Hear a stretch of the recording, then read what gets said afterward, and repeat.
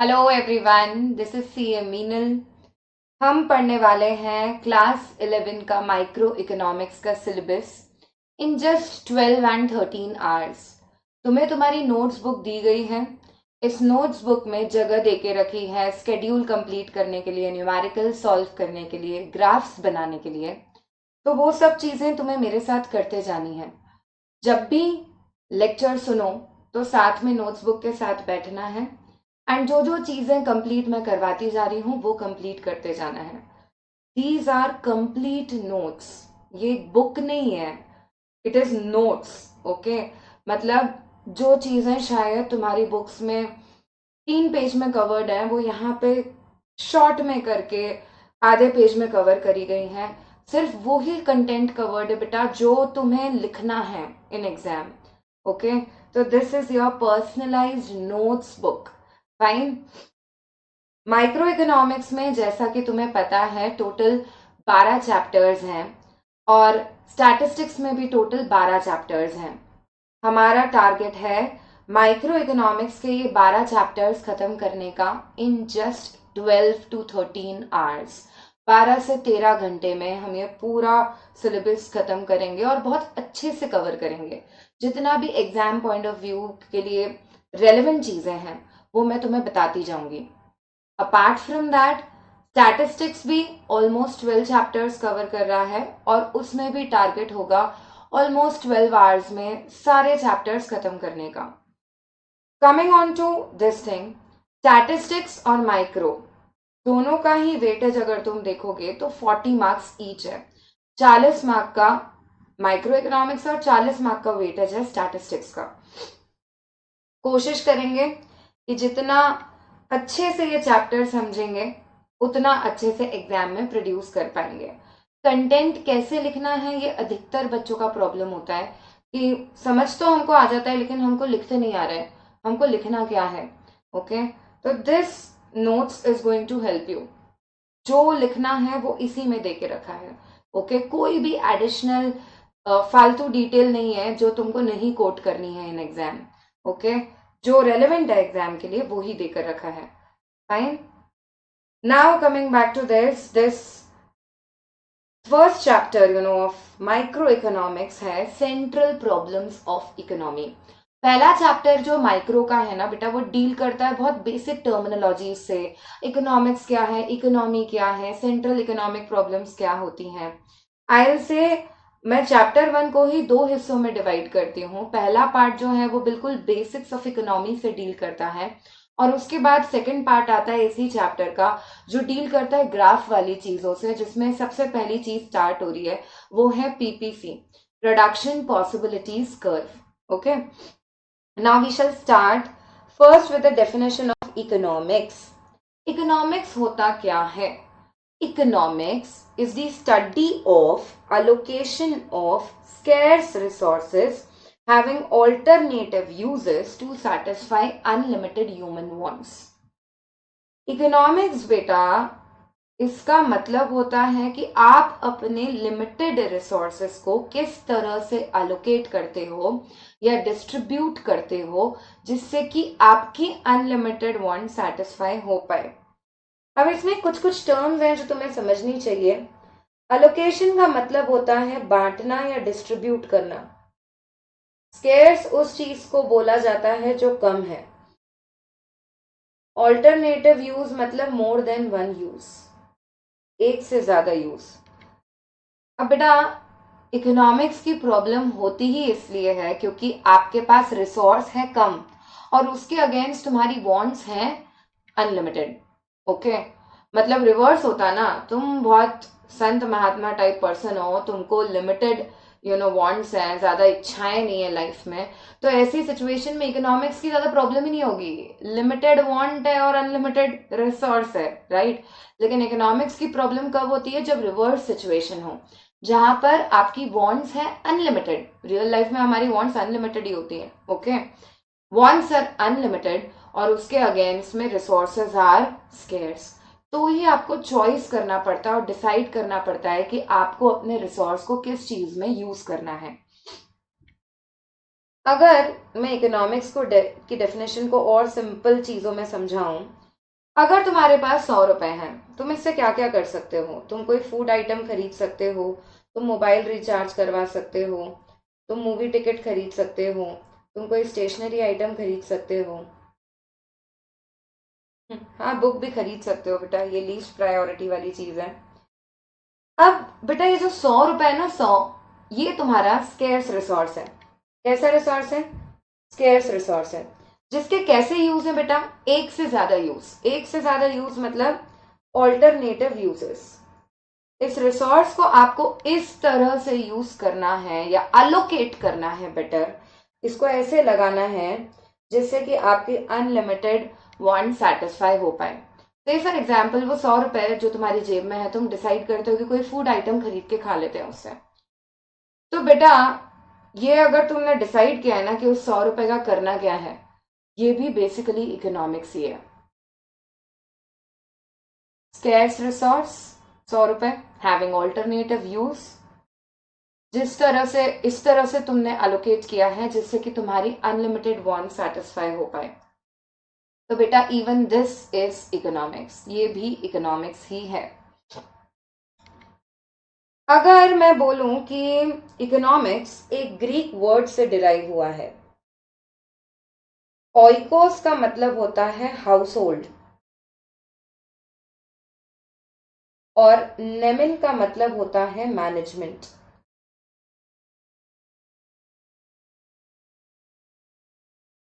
बेटा इकोनॉमिक्स ओइकोनोमिया जैसे शब्द से डिराइव होता है, मतलब दो ग्रीक वर्ड से आता है वो ओइकोनोमिया शब्द, ओइकोस और नेमिन, जिसका मतलब होता है मैनेजमेंट ऑफ हाउस होल्ड।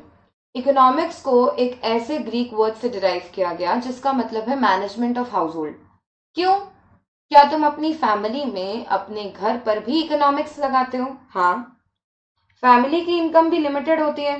से फॉर एग्जाम्पल तुम्हारा फैमिली का इनकम है 50K पर मंथ, उसमें तुम्हारे पेरेंट्स अपनी इनकम को इस तरह से डिस्ट्रीब्यूट करते हैं या अलोकेट करते हैं। किन किन चीजों में बांटते हैं बेटा? एजुकेशन का खर्चा होता है, हेल्थ का खर्चा होता है, ग्रोसरी का खर्चा होता है, दूसरी यूटिलिटीज का खर्चा होता है, electricity bill, water bill etcetera. Okay, मतलब वो जो लिमिटेड रिसोर्स है उसको तुम्हारे पेरेंट्स इस तरह से बांटते हैं या डिस्ट्रीब्यूट करते हैं जिससे कि तुम्हारी अनलिमिटेड वांट सेटिस्फाई हो पाए। ओके, तो क्या वो भी इकोनॉमिक्स लगा रहे हैं? हाँ, वो भी इकोनॉमिक्स लगा रहे हैं। और इसीलिए इकोनॉमिक्स को एक ऐसे ग्रीक वर्ड से डिराइव किया जाता है जिसका मतलब है management of house hold. Okay, economics सिर्फ मैं, तुम, हमारी फैमिली ये सब नहीं लगाते, सब लोग लगाते हैं। इनफैक्ट मैक्रो लेवल पे भी लगाया जाता है। गवर्नमेंट ऑफ आर कंट्री भी अप्लाई करती है। गवर्नमेंट भी तो बजट बनाती है ना बेटा। बजट जब वो बनाती है, फेब्रवरी में जो बजट आता है, पता है ना उसमें क्या होता है?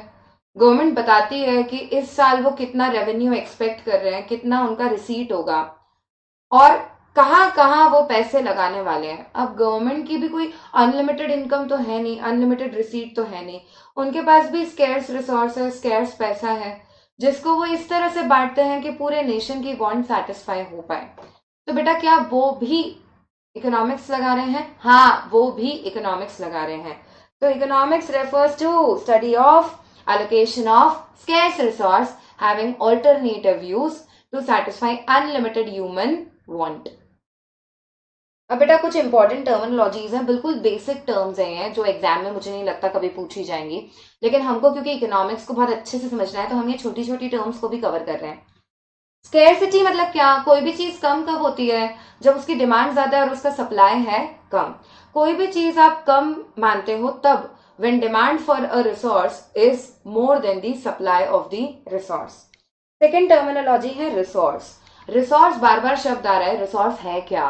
रिसोर्स मतलब कोई भी ऐसी चीज जो आपकी वांट सेटिस्फाई करने की ताकत रखती है, उसे बोला जाता है रिसोर्स। रिसोर्स के दो कैरेक्टरिस्टिक्स होते हैं बेटा, ये दोनों कैरेक्टरिस्टिक तुम्हें इकोनॉमिक्स की डेफिनेशन में ही मिल जाएंगे। क्या है वो दो कैरेक्टरिस्टिक?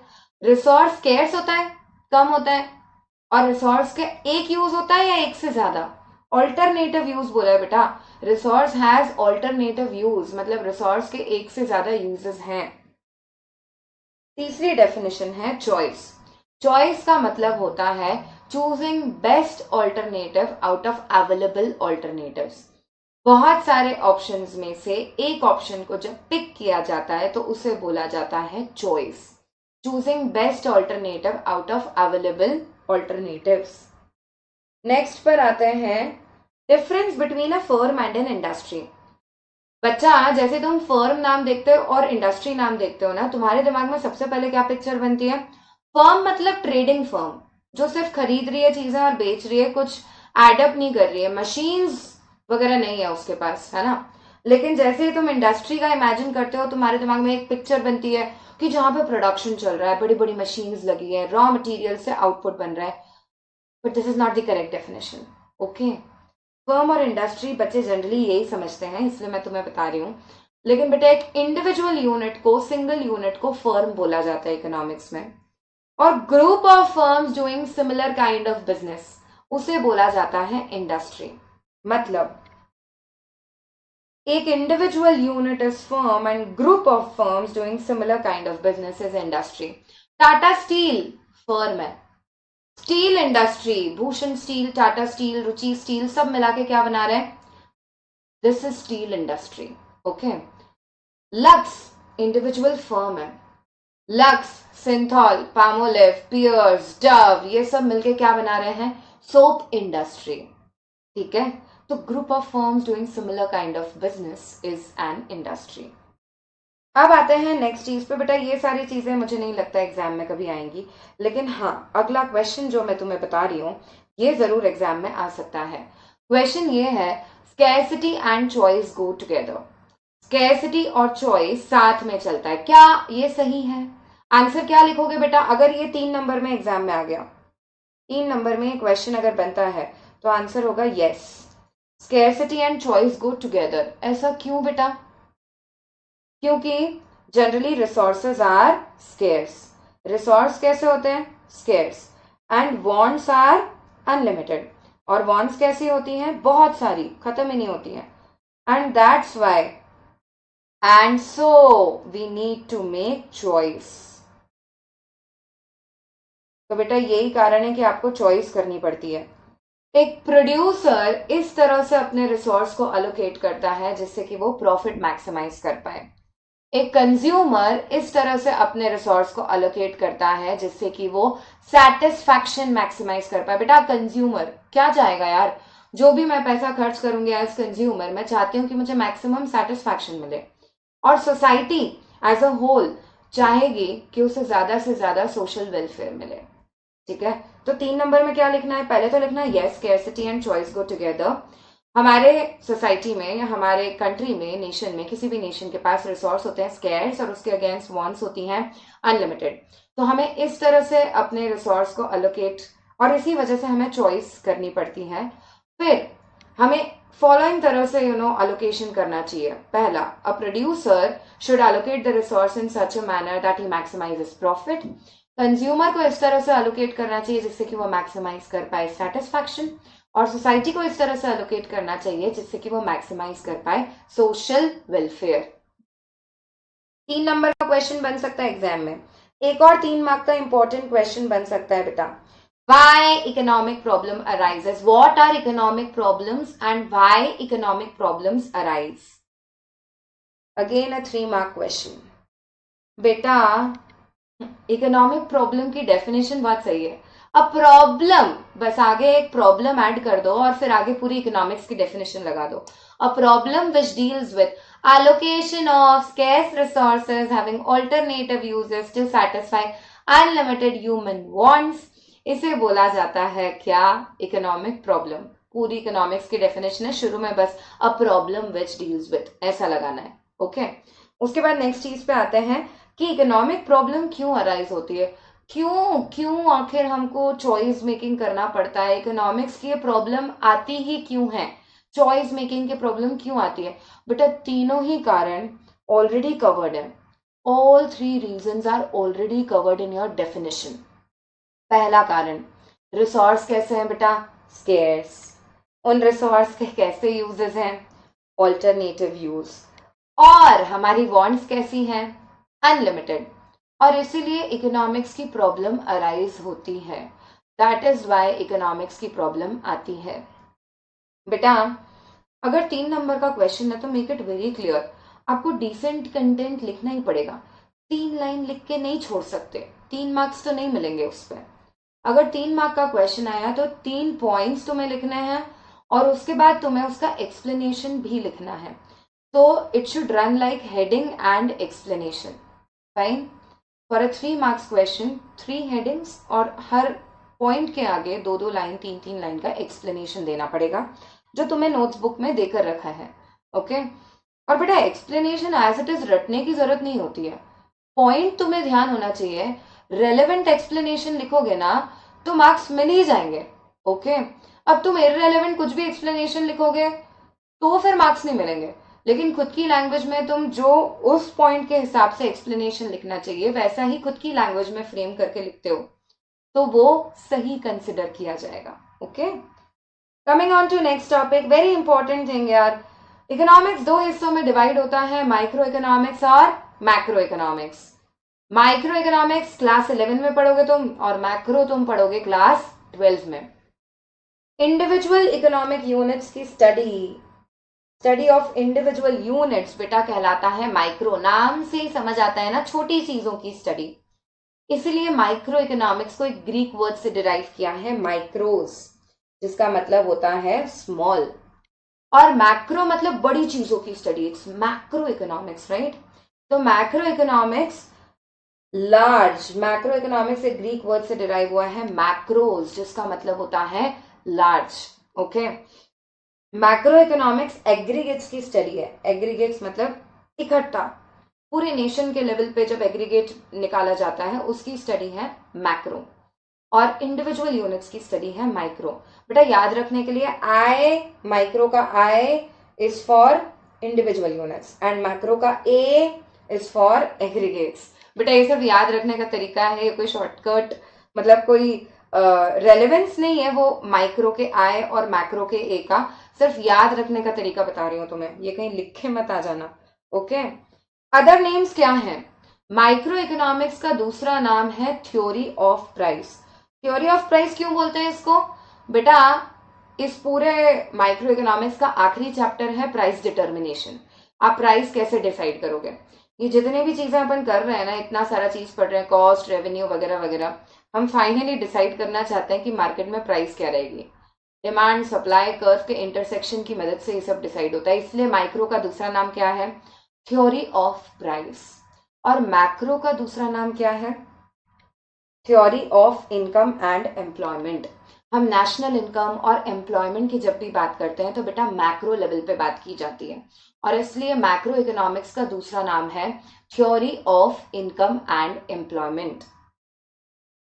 अजम्पशन है बेटा एक, जब हम माइक्रो पढ़ते हैं तो हम मानते हैं कि मैक्रो कांस्टेंट है।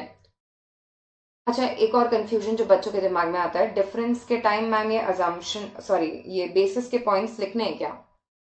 अगर लिखोगे तो ज्यादा अच्छा रहेगा। अगर डिफरेंस पूछ रहे हैं माइक्रो और मैक्रो के बीच में तुम्हारे स्कूल में, तो in that case you should write basis के पॉइंट्स, किस बेसिस पे तुमने डिफ्रेंशिएट किया है। अजम्पशन ये है, जब माइक्रो पढ़ते हैं बेटा तब मैक्रो मान लिया जाता है कांस्टेंट, और जब हम मैक्रो पढ़ते हैं तो माइक्रो को मान लिया जाता है एज कांस्टेंट। ओके। अब माइक्रो के एग्जाम्पल क्या हो सकते हैं? मैं तुम्हें बोलूं कि मेरा बजट प्रिपेयर कर रही हूं मैं, इंडिविजुअल यूनिट यार, माइक्रो।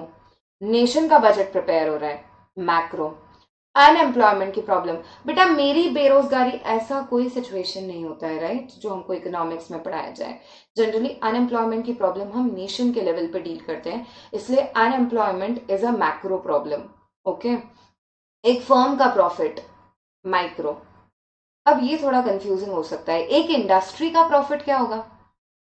एक इंडस्ट्री का प्रॉफिट, एक इंडस्ट्री का सप्लाई, बेटा ये भी माइक्रो ही होगा। क्यों?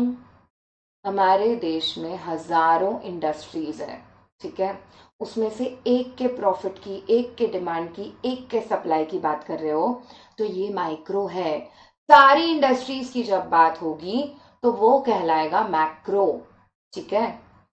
लेकिन एक इंपॉर्टेंट चीज है इसमें, सेक्टर की अगर मैं बात करूं तुम्हें पता होगा यार, 3 सेक्टर होता है, प्राइमरी सेक्टर, सेकेंडरी सेक्टर और टर्शरी सेक्टर। अगर मैं एक पर्टिकुलर सेक्टर की बात करती हूँ, एग्रीकल्चर सेक्टर, एग्रीकल्चर सेक्टर के क्या सप्लाई है, क्या डिमांड है, बेटा ये मैक्रो होगा। एक सेक्टर की स्टडी जो होती है ना, वो मैक्रो होती है। क्यों बेटा? ये 3 ही सेक्टर है यार पूरी कंट्री में। एक भी सेक्टर पे असर पड़ा ना, सर्विस सेक्टर हो या फिर एग्रो सेक्टर हो, वो सारे सेक्टर्स इंटर रिलेटेड है, पूरी इकोनॉमी पर असर पड़ेगा उसका। ठीक है, तो सेक्टर की स्टडी हमेशा मानी जाएगी मैक्रो, लेकिन इंडस्ट्री की या फर्म की स्टडी हमेशा मानी जाएगी माइक्रो। ठीक है, तो these are the points of difference. Individual units की स्टडी इज माइक्रो, एग्रीगेट्स की स्टडी इज मैक्रो। अगर थ्योरी ऑफ प्राइस बोले तो that is micro, theory of income and employment बोले तो मैक्रो। माइक्रोज मतलब स्मॉल इज माइक्रो, मैक्रोज मतलब large is macro. Micro पढ़ेंगे तो मैक्रो कांस्टेंट रखेंगे, और मैक्रो पढ़ेंगे तो माइक्रो कांस्टेंट रखेंगे। ओके, अब ये टॉपिक तो मुझे नहीं लगता तुमसे कभी भी पूछा जाएगा एग्जाम में, it is not at all important. Nature of economics, हम जब किसी भी चीज का नेचर पढ़ते हैं तो बेसिकली बेटा हम पता करने की कोशिश करते हैं कि वो साइंस है या वो आर्ट है, वो है किसके जैसा, राइट? अब यहाँ पर भी हम यही पता करने की कोशिश कर रहे हैं कि इकोनॉमिक्स है किसके जैसा, इकोनॉमिक्स साइंस है या फिर इकोनॉमिक्स आर्ट है। ओके, तो अब बेटा साइंस को सेटिस्फाई करने के लिए यहाँ पे 3 फीचर्स देके रखे हैं। साइंस में अपनी थ्योरीज होती हैं, क्या इकोनॉमिक्स में भी है? हाँ बेटा, 2 साल पढ़ना है तुम्हें इकोनॉमिक्स। ओके, तो जिस तरह से साइंस में थ्योरी होती है उसी तरह से इकोनॉमिक्स में भी होती है, तो साइंस का ये फीचर इकोनॉमिक्स पर अप्लाई होता है। अगली चीज है, साइंस कॉज एंड इफेक्ट पढ़ता है। कॉज एंड इफेक्ट मतलब कोई भी चीज हुई है तो उसके पीछे का कारण क्या है। ग्लोबल वार्मिंग हो रही है तो क्यों हो रही है, ओजोन डिप्लीशन हो रहा है तो क्यों हो रहा है। ओके, क्या इकोनॉमिक्स कारण पड़ता है? सब्जियों के प्राइसेस अगर बढ़ रहे हैं तो क्यों बढ़ रहे हैं, पेट्रोल के दाम बढ़ रहे हैं तो क्यों बढ़ रहे हैं। ओके, ये सब चीजें इकोनॉमिक्स भी पढ़ता है। तो इकोनॉमिक्स भी क्योंकि कॉज एंड इफेक्ट रिलेशन देखता है, दैट इज वाई ये फीचर भी इकोनॉमिक्स पर लगता है। तीसरा फीचर है, साइंस में यूनिवर्सल एप्लीकेशन होता है। यूनिवर्सल एप्लीकेशन का क्या मतलब है? यूनिवर्सल एप्लीकेशन का ये मतलब है कि अगर 0 डिग्री पर पानी को रखोगे तो वो इंडिया में भी बर्फ बनेगा, इंडिया के बाहर भी बर्फ बनेगा, राइट? तो साइंस के लॉ सब पर एक जैसे अप्लाई होते हैं, इंडिविजुअल्स पर ही नहीं, कंट्रीज पर भी। ओके, लेकिन अगर मैं इकोनॉमिक्स की बात करूं, इकोनॉमिक्स के लॉ मुझ पर और तुम पर भी एक जैसे अप्लाई नहीं हो पाएंगे। हो सकता है बेटा, जैसे लॉ ऑफ डिमांड मैं बताती हूँ तुम्हें। लॉ ऑफ डिमांड बोलता है प्राइस और क्वांटिटी डिमांडेड के बीच में उल्टा रिलेशन है, that is law of demand. Okay, अब बेटा प्राइस और क्वांटिटी डिमांडेड के बीच में उल्टा रिलेशन होता है, ये जनरल फिलोसफी है। प्राइस बढ़ेगी तो हम अपनी डिमांड कम कर लेंगे। डेयरी मिल्क की प्राइस बढ़ी से फॉर एग्जाम्पल, 5 रुपए से 8 रुपए हो गई। मुझे लगा यार डेयरी मिल्क बहुत महंगे हो गए, मैंने अपनी डिमांड कम कर ली। बट हो सकता है तुम लोग अपनी डिमांड नहीं कम कर रहे हो, you don't wish to reduce your demand, तुमको कोई फर्क नहीं पड़ा, ठीक है 3 रुपए से ही तो प्राइस बढ़ी है। अल्टीमेटली तुम पर और मुझ पर ही अगर इकोनॉमिक्स एक जैसा अप्लाई नहीं हो सकता तो यूनिवर्सल एप्लीकेशन तो दूर की बात हो जाती है।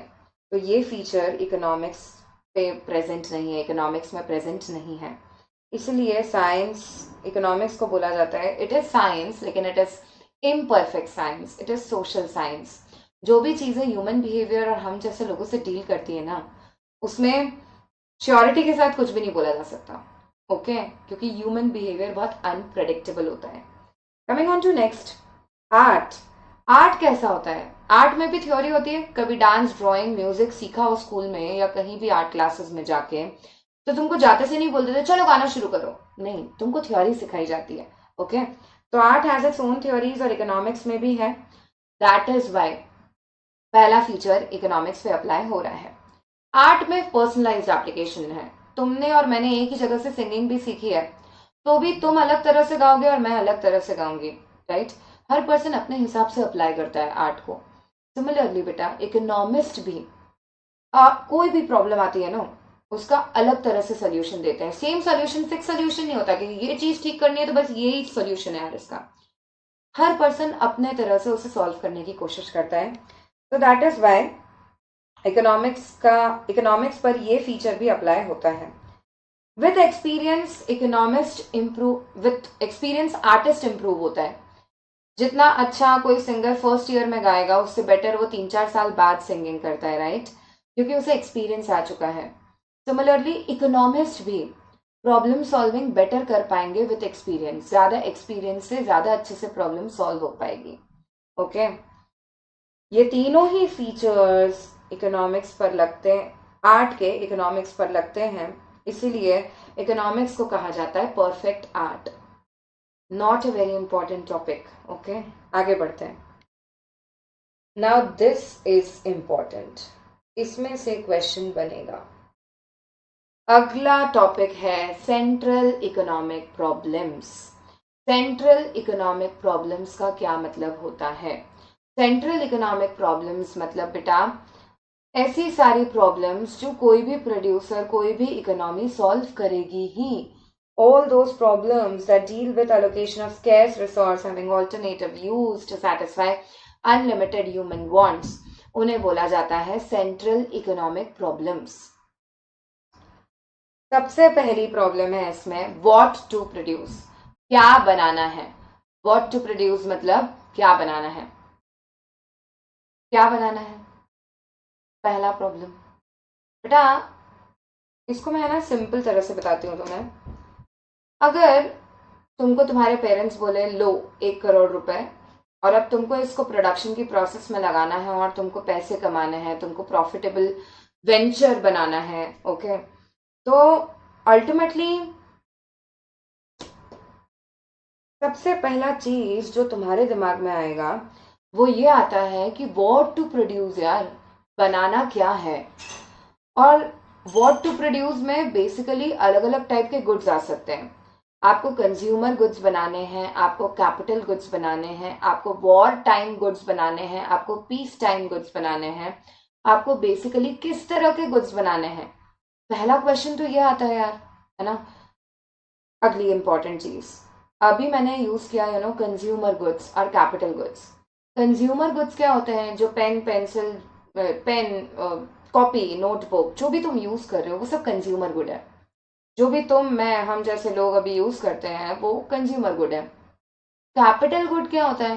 कैपिटल गुड मतलब ऐसा गुड जो यूज कौन कर रहा है, that is used by producer in the process of production लंबे टाइम तक. लंबे टाइम तक अगर प्रोड्यूसर प्रोडक्शन की प्रोसेस में कोई गुड यूज करता है, basically they are talking about plant and machine, तो उसे बोला जाएगा कैपिटल गुड. ओके, अब बेसिकली समझो कि अगर ज्यादा, पूरी इकोनॉमी के पास लिमिटेड रिसोर्स है, अगर इकोनॉमी में ज्यादा प्रोडक्शन कंज्यूमर गुड्स का होगा तो बेटा कैपिटल गुड के लिए पैसे बचेंगे कम. और ज्यादा प्रोडक्शन अगर कैपिटल गुड का होगा, प्लांट एंड मशीन बन रहे हैं, तो कंज्यूमर गुड के लिए पैसे बचेंगे कम. अगर कैपिटल गुड पर ज्यादा खर्चा हो गया तो फ्यूचर जनरेशन के लिए अच्छा है, फ्यूचर में ज्यादा चीजें मिलेंगी.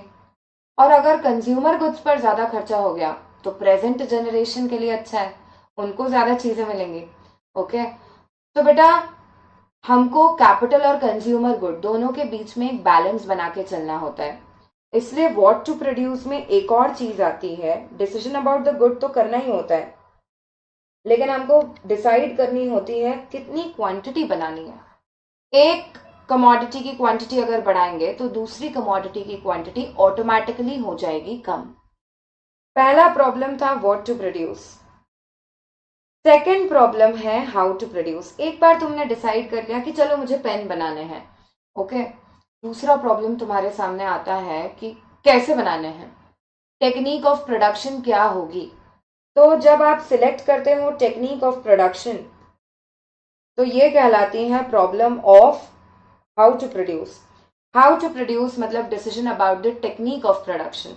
अब बेटा दो तरह की टेक्निक होती है, लेबर इंटेंसिव टेक्निक और capital intensive technique. Labour intensive technique क्या होती है? जिसमें लेबर ज्यादा यूज हो रहा है in comparison to capital. Capital का मतलब इकोनॉमिक्स में मैंने अभी बताया, मतलब मशीन.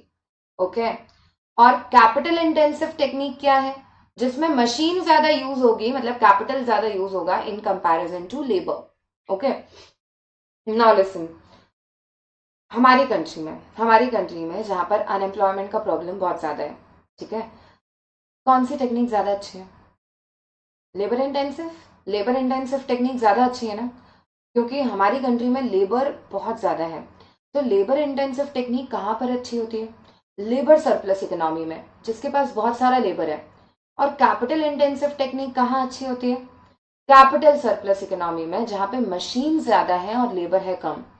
यूएस जैसी इकोनॉमी जहाँ पे लेबर कम है और मशीन ज़्यादा है, वहाँ पे कैपिटल इंटेंसिव टेक्निक अच्छी है। कैपिटल इंटेंसिव टेक्निक में कम कॉस्ट में काम हो जाता है, एफिशिएंसी के साथ काम होता है। लेबर इंटेंसिव टेक्निक यूज करने का फायदा यह है कि अनएम्प्लॉयमेंट कम होता है किसी भी देश में। ओके, तो बेटा एज अ प्रोड्यूसर सबसे पहले तुमने डिसाइड किया what to produce, how much to produce, उसी में आ जाता है। फिर दूसरी प्रॉब्लम आती है हाउ टू प्रोड्यूस, कैसे बनाना है। अब तीसरी प्रॉब्लम पर आ जाते हैं। तीसरी प्रॉब्लम है फॉर हुम टू प्रोड्यूस।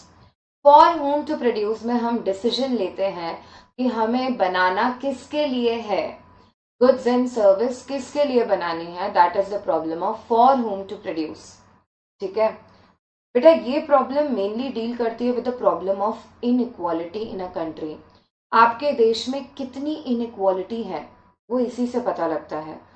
अब बेटा अगर मैं तुम्हें बोलूं पार्कर पेन्स आते हैं 150 200 प्लस की रेंज में, क्या वो सब लोगों को टारगेट करके बने हुए हैं? नहीं।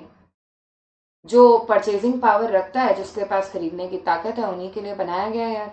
ओके, लेकिन हाँ अगर मैं बात करूं 2-2 रुपए वाले पेन की, 3 रुपए वाले पेन की, क्या वो सबको टारगेट करके बनाए गए हैं? हाँ, शायद मैक्सिमम लोग उसे अफोर्ड कर पाएंगे। ओके, तो किस पर्सन के लिए, किसको टारगेट में रख के आपके गुड का कंज्यूमर कौन होगा, जब ये डिसाइड किया जाता है, that is the problem of for whom to produce. Okay, इसमें दो तरह के डिस्ट्रीब्यूशन मैं बता रही हूं, लेकिन बहुत सारे स्कूल्स में और बहुत सारी बुक्स में नहीं बताए गए हैं। ठीक है, अभी तुम ये समझ लो, फिर अगर तुम्हें भी ये नहीं बताया गया है तुम्हारे स्कूल में या तुम्हारी बुक में ये नहीं है, तो फिर तुम्हें क्या लिखना है वो भी मैं तुम्हें बता दूंगी। बेटा दो तरह के डिस्ट्रीब्यूशन होते हैं फॉर होम टू प्रोड्यूस में, फैक्टोरियल डिस्ट्रीब्यूशन और इंटरपर्सनल डिस्ट्रीब्यूशन। फैक्टोरियल डिस्ट्रीब्यूशन का मतलब होता है कि फैक्टर्स ऑफ प्रोडक्शन के बीच में कैसे पैसे डिवाइड हुए हैं। फैक्टर्स ऑफ प्रोडक्शन मतलब क्या? Land, labour, capital, entrepreneur. There are 4 factors of production. क्या है वो 4 factors of production? Land, labour, capital और एंटरप्रेन्योर। इन चारों के बीच में पैसे कैसे डिवाइड होते हैं? लैंड के अगेंस्ट रेंट, लेबर के against salary and wages, capital के अगेंस्ट पेमेंट मिलता है इंटरेस्ट का, और एंटरप्रेन्योर को मिलता है प्रॉफिट का। अब बेटा ये चारों फैक्टर्स के बीच में पैसे कैसे डिवाइड होते हैं? ज्यादा पैसे प्रॉफिट के नाम पे एंटरप्रेन्योर ही रख लेता है, तो बेटा बाकी फैक्टर्स को अगर पैसे कम मिल रहे हैं तो इनइक्वालिटी बढ़ जाएगी ना, रिच और पुअर के बीच का गैप बढ़ा हुआ रहेगा। ओके, और अगर ज्यादा पैसे, ऐसा नहीं है कि प्रॉफिट के नाम पर एंटरप्रेन्योर रख रहा है और सारे फैक्टर्स में डिस्ट्रीब्यूट होते हैं, बहुत ज्यादा गैप नहीं है, तो ऐसी सिचुएशन में आपके देश में इनइक्वालिटी हो जाएगी कम। पहला डिस्ट्रीब्यूशन जो तुम्हें देखना चाहिए वो है फैक्टोरियल डिस्ट्रीब्यूशन, और दूसरा डिस्ट्रीब्यूशन होता है इंटरपर्सनल डिस्ट्रीब्यूशन। इंटरपर्सनल डिस्ट्रीब्यूशन का मतलब है मेरे, तुम्हारे, हम सबके हाउस होल्ड के बीच में कैसे पैसे डिवाइड हो रहे हैं। That is basically interpersonal distribution. जितना ज्यादा हर एक हाउस होल्ड की इनकम के बीच में डिफरेंस होगा, उतना ज्यादा इनइक्वालिटी है आपके देश में।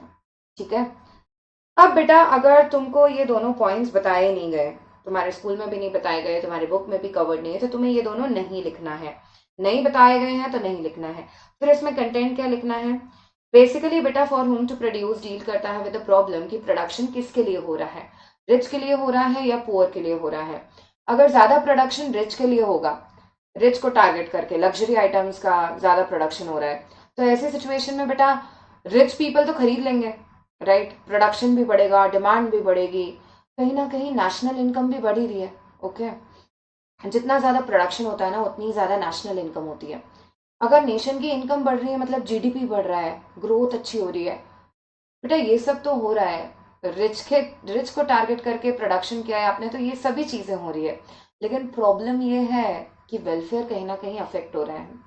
पुअर्स के लिए it is not a suitable condition. ठीक है, ये लिखना पड़ेगा तुम्हें फॉर होम टू प्रोड्यूस में, ये पैराग्राफ में तुम्हें ऑलरेडी देकर रखा है। ओके, 3 प्रॉब्लम्स बताई मैंने तुमको, what to produce, how to produce and for whom to produce. These are the 3 central economic problems. अच्छा हाँ, इसमें एक क्वेश्चन आ जाता है, सेंट्रल इकोनॉमिक प्रॉब्लम्स कौन से इकोनॉमिक्स का पार्ट है, माइक्रो इकोनॉमिक्स या macro economics? This is a part of micro economics, क्योंकि बेटा ये सब चीजों का डिसीजन एक सिंगल प्रोड्यूसर लेता है, इसलिए इसे कौन से इकोनॉमिक्स का पार्ट माना जाता है? Oh sorry, let me just clarify. Allocation of resource, ये जो तीनों प्रॉब्लम्स तुमने देखी ना, that is a part of main problem allocation of resource, what to produce, how to produce and for whom to produce. ये तीनों problems allocation of resource का part है। और अलोकेशन ऑफ रिसोर्स कौन सी इकोनॉमिक्स का हिस्सा है? It is a part of micro economics. बेटा एक और बात, सेंट्रल इकोनॉमिक प्रॉब्लम्स में यूं तो 3 प्रॉब्लम जो मेन प्रॉब्लम है वो है, पहला अलोकेशन ऑफ रिसोर्स, फिर है फुलर यूटिलाइजेशन ऑफ रिसोर्स, मैंने यहाँ पे देकर रखा है, और तीसरा है ग्रोथ ऑफ रिसोर्स, है ना। लेकिन तुम्हारी बुक्स में मेनली अलोकेशन ऑफ रिसोर्स के बारे में ही समझाया हुआ है। और अगर एग्जाम में भी क्वेश्चन बनता है ना कि what is central economic problem, what are the types of central economic problem, तो बेटा तुमको अलोकेशन ऑफ रिसोर्स के बारे में ही लिखना है। ओके, क्योंकि तुम्हारी बुक्स उसी को मान रही हैं। ओके, बट मेन 2 हेडिंग्स और हैं, fuller utilization of resource and growth of resource. ठीक है, ये अपन देखेंगे आगे के टॉपिक में। अगले टॉपिक पर आते हैं, वो है टाइप्स ऑफ इकोनॉमी। इकोनॉमी शब्द कितनी बार आता है ना यार, सोशल साइंस भी तुमने पढ़ा होगा तो इकोनॉमी शब्द बहुत बार आता है। इकोनॉमी का मतलब होता क्या है? इकोनॉमी का मतलब होता है nature and level of economic activities in a particular area. किस तरह की और किस लेवल की इकोनॉमिक एक्टिविटीज कैरी आउट होती हैं किसी भी पर्टिकुलर एरिया में, उसे बोला जाता है इकोनॉमी। अगर मैं तुम्हें बोलूं इंडियन इकोनॉमी, तो इंडियन इकोनॉमी में मतलब agriculture is the main occupation, generally जो लेवल ऑफ एजुकेशन है वो मीडियम है, बहुत ज़्यादा नहीं बोल सकते। मैक्सिमम लोग आर हैविंग, मतलब 20% of the population is below poverty line. ये इंडियन इकोनॉमी का डिस्क्रिप्शन है। किस तरह की, किस नेचर की, किस लेवल की एक्टिविटी हमारी कंट्री में कैरी आउट हो रही है, उसे बोला जाता है इकोनॉमी। अब बेटा इकोनॉमी की जो 3 कैटेगरी हमारे सिलेबस में कवर्ड है अभी, वो है पहला कैपिटलिस्ट इकोनॉमी, दूसरा सोशलिस्ट इकोनॉमी और तीसरा मिक्स्ड इकोनॉमी। कैपिटलिस्ट इकोनॉमी ऐसी इकोनॉमी होती है जहां पे सारी इकोनॉमिक एक्टिविटीज कौन कैरी आउट कर रहे हैं? Private individuals. प्राइवेट इंडिविजुअल्स ऐसी इकोनॉमी में सारी इकोनॉमिक एक्टिविटीज कैरी आउट कर रहे हैं। सोशलिस्ट इकोनॉमी क्या होती है?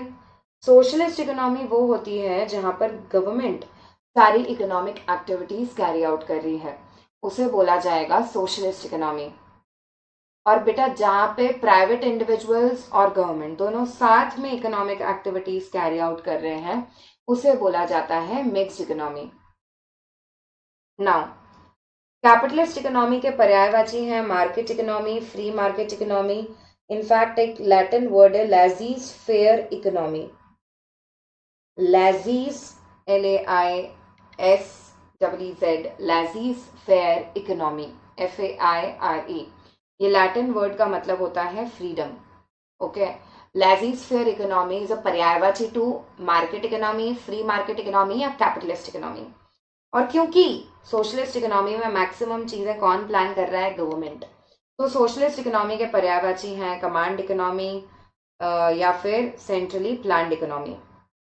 ओके, मूविंग फर्दर, बेटा एम क्या होगा? ऐसी इकोनॉमी जहां पे तुम, मैं, हम जैसे लोग हैं, प्राइवेट इंडिविजुअल्स हैं, उनका मेन एम क्या होगा?